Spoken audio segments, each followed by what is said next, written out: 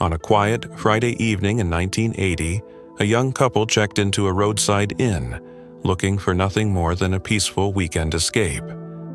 But by the next afternoon, they'd be found brutally murdered in one of the most horrifying unsolved cases in Iowa history. This is the story of Rose Burkert and Roger Atkison. 2 lives cut short, a room soaked in blood, and a mystery that, to this day, remains unsolved. September 12, 1980. Rose Burkert was 22. A nurse trainee from St. Joseph, Missouri. Smart, caring, a single mother doing her best. Roger Atkison was 32, a telephone repairman. Quiet, married, but having an affair with Rose. Their weekend getaway was supposed to be a secret. A time to escape the pressures of life and love, if only for a little while. They drove together to the Amana Holiday Inn, just off Interstate 80 near Williamsburg, Iowa. But when they arrived, the hotel was packed. A mortician's convention of all things. Every room was booked solid. But then, by pure luck, a cancellation came through. Room 260. Their key was handed over at 7:40 p.m. No one would see them alive again. The next day, Saturday afternoon, just after noon, a housekeeper made her rounds. She came to room 260, knocked once, then twice. No answer. She tried the door, locked. So she fetched the manager and returned with a master key. What she saw next would haunt her forever. The door creaked open, and there, just beyond the threshold, feet. Thinking they were just sleeping, she peeked in a little further. Blood, everywhere. The bed's headboard was splattered. Blood ran down the walls, soaked into the carpet. 2 bodies lay face down, still. Silent. She slammed the door and ran. The manager took one look and called the sheriff. When Iowa County Sheriff William Spurrier arrived, the room told a gruesome story. Both Rose and Roger had been killed in their sleep. The backs of their skulls were crushed in, slashed and caved in by what investigators believed was a hatchet or an axe. Roger had defensive wounds. His fingers were severed. He tried to protect himself. Rose, fully clothed. Roger, just his shorts. There were no signs of forced entry, no robbery, no drugs, no gunshots. Nothing that made immediate sense, only a room, drenched in blood. Word of the murders spread quickly, from Iowa to Missouri, and soon rumors began to swirl.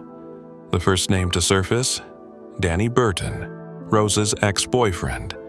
She'd kicked him out months before, reportedly due to drug use, but he hadn't taken it well.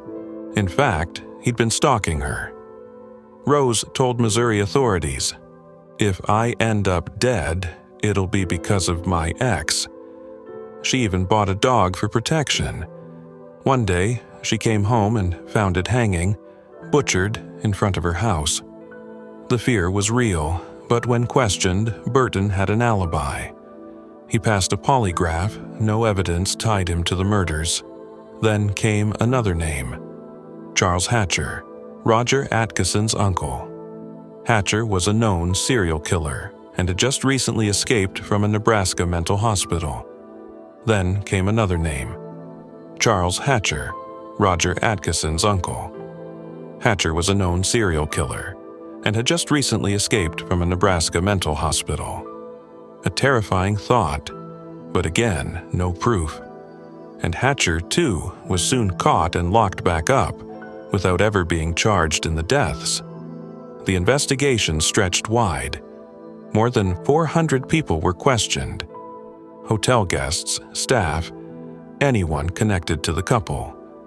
The Iowa Division of Criminal Investigation sent out teletypes to other states looking for similar crimes. Nothing, no fingerprints, no DNA, no murder weapon. Room 260 remained silent. Investigators worked tirelessly. They chased down every lead, every whisper, every theory, but nothing stuck. As the weeks turned to months and months to years, the case went cold. 2 lives, gone. Rose Burkert, just 22, a young mother with a whole life ahead of her. Her daughter left to grow up with only memories. Roger Atkison, 32, a man living a double life. Someone who made mistakes, yes, but didn't deserve this. The way they were killed, savagely with rage, it spoke of something personal. But who? Was it someone who followed them from Missouri, a jealous lover, a stranger, or someone who blended in that night unnoticed among the crowd? No cameras, no digital trail, just questions. Decades have passed, but the case remains open. Investigators say they still hope that new technology, DNA, or a tip might someday break the case wide open. Maybe someone knows something. Maybe someone talked. Maybe a piece of evidence is still out there, waiting to be seen in a new light. Room 260 has long since been cleaned and repainted. But the story lingers, in the walls, in the air. 2 people checked in for a weekend escape and never checked out. If you know anything about the murders of Rose Burkert and Roger Atkison, contact the Iowa Division of Criminal Investigation. Even the smallest detail could be the missing piece. Kindly subscribe for more haunting stories from the shadows of forgotten cases.